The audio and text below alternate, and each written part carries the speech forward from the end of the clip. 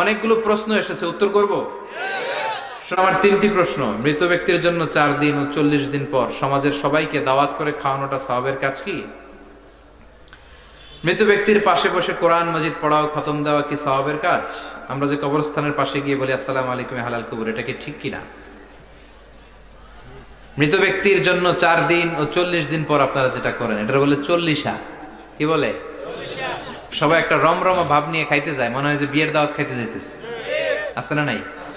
তো যে মরছে আপনি তার জন্য কাঁদবেন, দোয়াই না করবেন, এত খুশি কেন আপনাদের? আপনি খাওয়ান, খাওয়াতে দোষ নাই। আপনি মাইয়াতের রূহের মাগফিরাতের জন্য খাওয়ালে মৃত ব্যক্তির গুনাহ আল্লাহ মাফ করবে, সেটা ঠিক আছে, কিন্তু খাওয়াবেন মিসকিনদেরকে, ইয়াতিমদেরকে, তারা বেশি হকদার। এখন দেখা যায় 40 মিসকিনদের জায়গা কম, এলাকার পয়সাওয়ালা লোকেরা এসে লাইনে বসে থাকে, আমি দেখেছি যেটা। কিন্তু দরকার ছিল, আমার আব্বা মারা গেছে, এই এতিমখানায় আমি একটা গরু দিয়ে দিলাম, ওরা সারা বছর খেতে পায় না, ওরা খাবে, খেয়ে আমার আব্বার জন্য দোয়া করবে, ঠিক কিনা? আর সবচেয়ে বেশি দোয়াটা কবুল হবে আপনার আব্বার জন্য। আপনি যাকে দোয়া করানোর জন্য আনলেন, উনি কি আপনার আব্বার জন্য কাঁদবে? আর কাঁদলেও এই কান্নাতে আন্তরিকতা কতটুকু, এটা প্রশ্নবিদ্ধ। কারণ উনি আমার বাপের লেগে কান্দে, আমারই চোখ দিয়ে পানি বের হয় না আমার বাপের লেগে। ঘটনাটা এরকম, তাই না? আপনার বাবার জন্য আপনি কাঁদবেন, ভাড়া করে কাউরে এনে কান্না করানোর দরকার নাই। রব্বির হামহুমা কামা রাব্বায়ানি সাগীরা, আপনি দোয়া করবেন। ইসলামকে আমাদের মানতে হবে ঠিক তেমন বিশ্বনবী শিখিয়ে গিয়েছে যেমন। বিশ্বনবীর জীবদ্দশায় বিশ্বনবী ওনার প্রথম প্রিয়তমা স্ত্রীকে হারালেন, নাম কি? খাদিজা।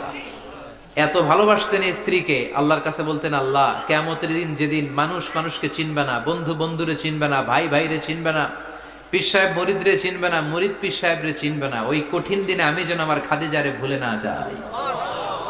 খাদিজাকে কবর দিয়ে বিশ্বনবী দাঁড়িয়ে রইলেন, দাফন দিয়ে দোয়া করলেন, কাঁদলেন, সবাই চলে যায়, বিশ্বনবী যায় না। সাইয়েদনা আবু বকর বললেন, ইয়া রাসূলুল্লাহ চলেন না, যাই, অনেক তো হলো। বিশ্বনবী বললেন, তোমার মনে চায় তুমি যাও, আমি বসে থাকবো, আমি এখানে দাঁড়িয়ে খাদিজার কবরের 3টা প্রশ্নের জবাব দিয়ে এরপরে বাড়িতে যাব। সাইয়েদনা জিবরাইল এসে বললেন, ইয়া রাসূলুল্লাহ খাদিজার প্রশ্নের জবাব নিয়ে আপনার টেনশন করার দরকার নাই, আপনার কোনো টেনশন নাই, খাদিজার কবরের প্রশ্নের জবাব আরশের উপর থেকে আল্লাহ নিজেই দিয়ে দিবে। এজন্য মা বাবার জন্য আমরা দোয়া করব, আমরা সাদাকা করব। মৃত ব্যক্তির সামনে বসে কোরআন পড়া যায় কিনা? হ্যাঁ, হাদিসে এসেছে, ইকরাউ আলা মাউতাকুম সূরাতা ইয়াসিন, তোমরা তোমাদের মুমূর্ষ রোগীদের সামনে বসে, মৃত্যু পথযাত্রী এদের সামনে বসে সূরাতু ইয়াসিন তেলাওয়াত করো, তাহলে তার মৃত্যুর কষ্টটারে হালকা করে দিবে কে? আল্লাহ পাক আমাদের সবাইকে কথাগুলো বুঝার ও আমল করার তৌফিক দান করুন। সুবহানাকাল্লাহুম্মা ওয়া বিহামদিকা আশহাদু আল্লা ইলাহা ইল্লা আনতা আস্তাগফিরুকা ওয়া আতুবু ইলাইক। কেউ উঠবেন না, বসেন। হযরতুল